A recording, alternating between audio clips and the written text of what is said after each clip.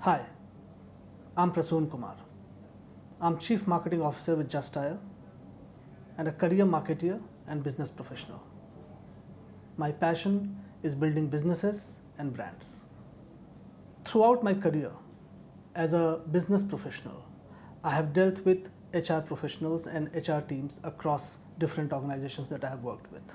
And I can tell you, no two are alike. So what differentiates one HR professional from another?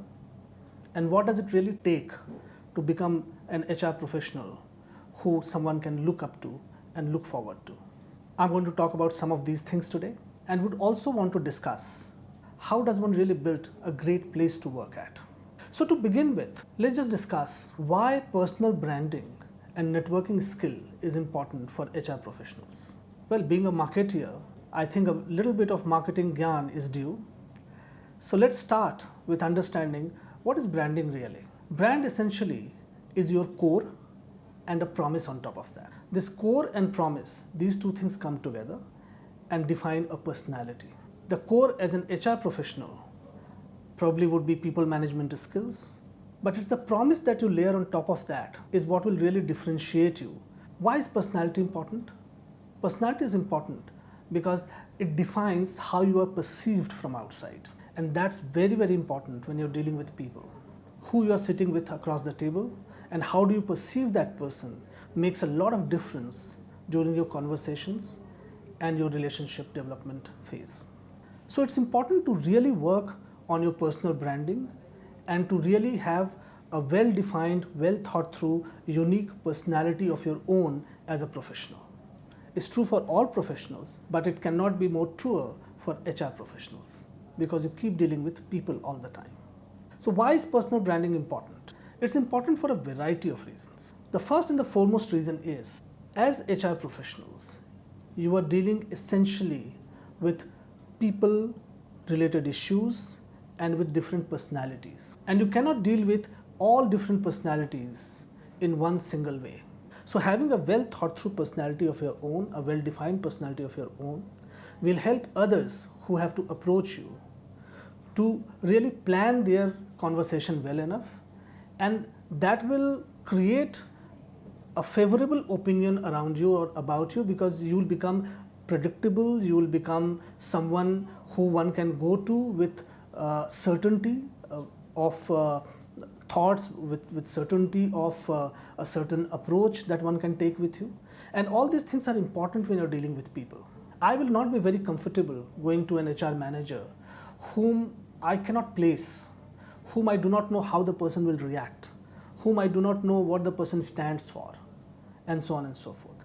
I'd be more comfortable reaching out to an HR manager or an HR professional if I can slot that person somewhere. If I know, yes, this person has this kind of personality, this person stands for these things, and therefore I can take my conversation with this person in a certain manner. So it's very important for you to define a personality or to do personal branding of your own. The second important reason why you should be doing this is one of the core responsibilities of HR professionals is to bring right talent on board, is to get good talent into the organization. And as we say, it's magnets that attract magnets, right? So if you do not have a well-defined personality of your own, if you have a very diffuse personality, or if you do not have any personality at all per se, it will be very, very difficult for you to really look at a right talent and be able to attract that talent towards you. I'm sure all of you know about laws of attraction. So if you yourself are a strong personal brand, laws of attraction will ensure that you also attract strong personal brands from outside. On the other hand, across the table, someone who is looking for a good opportunity, someone who is a good professional, a good talent in a defined manner, also looks forward to having a conversation with a person who probably is known, a person about whom one can know in terms of their thinking, in terms of their approach, a person who is seen, a person who is followed. Everyone looks forward to interacting with such a personality. Personal branding also comes in very, very handy when you're dealing with situations internally in your organization. Often HR has a responsibility of defining and driving the culture of an organization, the value system that an organization should stand for and the employees should stand for and continuously depict in their behavior. And a lot of organizations actually fail in doing so, in spite of having a well-defined value system or a well-defined traits of cultures that the team would want to build or the organization would want to build. Often employees do not take a lot of these things seriously, and this becomes one of those things which you have to go through and do a tick mark either during your induction or during your appraisal process and so on and so forth. It never really comes into play in your behavior, and that's a big challenge for lots of organizations. A strong HR leader or a strong HR personality in such cases will come in very handy. If you are a strong HR brand yourself, the propensity or the probability of employees to listen to you seriously is to understand what the organization is trying to do seriously goes up. It's very important because culture and value related issues are always top down. They can never be built bottoms up. Is the top leader of the organization who has to lead from the front when it comes to seeding that culture and showing those values, and it needs to percolate down from there.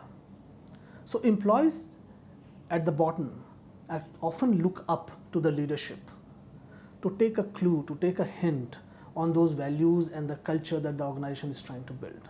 And in this entire process, a strong HR personality, an HR leader who is a brand unto himself, will be able to successfully drive this entire project or this entire proposition, because his personality will work like gravity. It will bring the organization, the senior management, the employees, everyone together. Often in organizations, we have conflict issues, conflict between two professionals, conflict between two senior professionals, or other people related issues. While one needs to have well-defined processes to take care of that, but because these issues are people issues, only processes are not sufficient. It often calls for human intervention. It often calls for a dialogue. It often calls for a conversation. Yes, you may argue that all of this can be part of the process, very well, but ultimately these have to be carried out by a person, by an HR professionals in many of the cases. So if you have a well-defined professional personality and a personal brand, you will be able to handle that situation far better, because your intervention probably would be able to change the course of the direction or the course of the action that needs to be taken. And organizations and shareholders and the senior board members often look to their senior HR leadership to manage such situations with their personal interventions. And in these moments, having a strong personal brand of your own as an HR professional will be very handy. If you have a strong personality, if you are a personal brand, if you are well known, if you are well admired, if you are looked forward to, lot of forums, lot of opportunities, lot of platforms open up for you to help you contribute more, to help you contribute better, to help you add value. All these things are important, especially as we grow as professionals. It's very important to start contributing not only at a functional level, but at a strategic level, at an organizational level, at a category and industry level as well. One thing that comes along with your personal brand is strong networking skills, and it can very well be a part of your the brand persona that you define for yourself. So why is networking skill important? There's a very good saying, your network is your net worth. And I cannot emphasize the importance of this sentence more. Your network defines your area of influence. It tells everyone else how far and wide your thoughts, your abilities reach out. And that area of influence is extremely important for your own growth and for your contribution to the organization and to the fraternity and profession overall. The larger your area of influence, the more will be your ability to do things, the more will be your ability to add value to things and to deliver. There's an African proverb that I remember which goes like this: if you want to go fast, go alone. But if you want to go far, go with people. So, your ability to network, your ability to build that area of influence, your ability to have as many people understanding you and knowing your thought processes and knowing your practices would go a long way in defining whether you are going to have a successful career or a moderately successful career. So both personal branding and networking skills are very, very important traits for an HR professional to have. How often we hear people talk about this is a very toxic place to work, or this is a very difficult place to be in, or this is very unfair place, and so on and so forth about an organization. Why does it happen? Why do people in general feel either cheated or let down by organizations? What can organizations do to build positive disposition and a sense of fairness around themselves? That straightway takes us into the territory of becoming an employer brand. So what does it really take for an organization to be seen as the best place to work in, or to be a desirable place or a desirable employer? Every management, every shareholder wants its organization to be people friendly, to be seen as a place where a professional can come, contribute, rise, and be happy. But often it doesn't happen. Where do organizations fall short, and what will it take for organizations to really be a cool place or the best place to work at? My experience tells me there are 3 C's which are very important for this. The first C is what I call conduct. It's very important for organizations to conduct themselves in a certain manner. The second important C is communication. Regular and open communication with all stakeholders makes a place a much better place to work at. And third is conducive environment, which allows people to do things and see things around themselves in a certain manner. The first C is conduct. And when I say conduct, there are 3 important stakeholders whose conduct is important. The company or the organization itself, how it conducts itself in public space, the shareholders of the organization, and the senior management of the organization. Entire organization internally looks up to these 3 stakeholders to take a clue of how the organization is. And people outside of the organization look at these 3, because these 3 are the face, or one is the organization itself and other 2 are the face of the organization. To really know more about the organization is to really know how that organization is. Is it a good enough place for me to go? And people from outside the organization look at these 3 stakeholders. There is a reason, there is a purpose with which vision and mission of an organization is defined. If an organization stays true to that purpose, to its own vision and its own mission, it will often be seen as a favorable place to go to, because the organization lives up to its words. It's easier said, but very difficult to deliver. A lot of organizations make lofty vision and mission goals, but then do not live up to them. It's very, very important, if an organization stands for something, that the organization shows that in true spirit, through its conduct, through its actions. And so it is true for the shareholders of the organization and the senior management of the organization. The senior management must live up to the values that the organization has defined. It must live up to the culture that the organization wants to build. If the senior management is not seen, or if the shareholders are not seen living up to those things, employees often do not take things seriously then. Prospects outside will also not see you as a very serious place and the right organization to go to.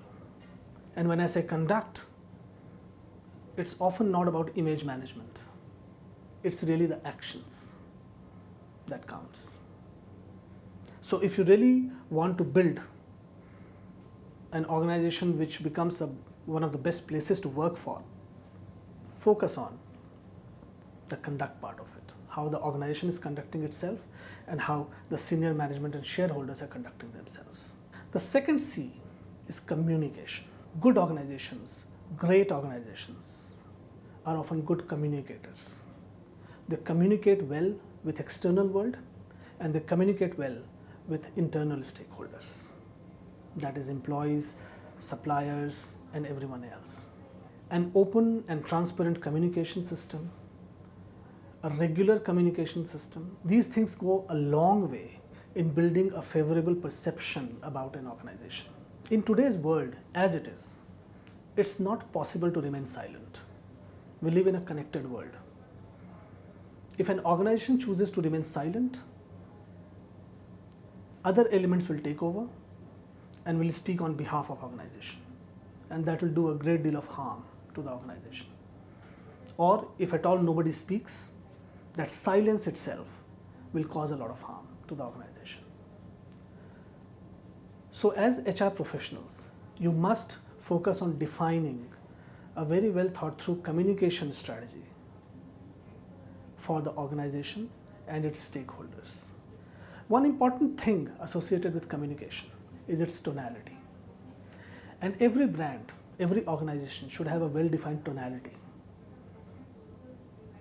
How do you really want to address your employees? How do you really want to address your consumers? How do you really want to address your stakeholders, your shareholders, the world outside is very important. How you say things is as important as what are you saying. So content and the way to deliver that content, both are important. So a well communicating organization can often be seen as a good place to work at, because it builds a sense of predictability and clarity around it. Third important thing is conducive environment. That's the third C of the equation. And this is solely the responsibility almost of HR professionals or the HR department.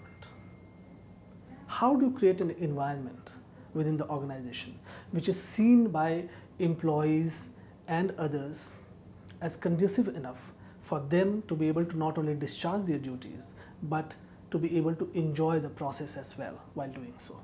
And this is not an easy thing to master or not an easy thing to arrive at really. As an employee, when I'm looking at an organization and trying to see whether the environment is conducive enough or not, I'll essentially be looking at 2-3 things. One is, does the organization give ample opportunities of growth? Everyone has growth ambitions, and it is important for organizations to have a well-defined growth trajectory, growth path for every employee. That's an essential part of being seen as having a good environment, a conducive environment to work in. The second thing is whether the organization allows me as an employee to foster ideas and innovations or not. All of us are often brimming with ideas. All of us are thinking of solutions to various problems that are on our table, various business problems, various consumer problems that we are looking at. And we keep ideating at every level. Does the organization have a well-defined, well-oiled machinery which fosters these ideas and which encourages innovations around those ideas? If you are really seen as a place which encourages ideas and innovations, your chances of being seen as one of the best places to work for will be much higher. The third important thing in developing a conducive environment is really to have transparency within the organization. While everyone wishes to be transparent, every organization probably claims to be transparent enough, but the reality is often far, far away. Transparency from an HR perspective, transparency in recruitment process, transparency in performance appraisal process, transparency during promotions. I think it's solely the responsibility of HR professionals to build in as much transparency as possible across all these processes. I would say if you really want to build an organization and which is seen as a desirable employer, which is seen as one of the best places to work for, look at these 3 C's very, very carefully: conduct, communication, and conducive environment. And if you are able to build on all these 3, I think as an organization, you should come close to becoming one of the best places to work for.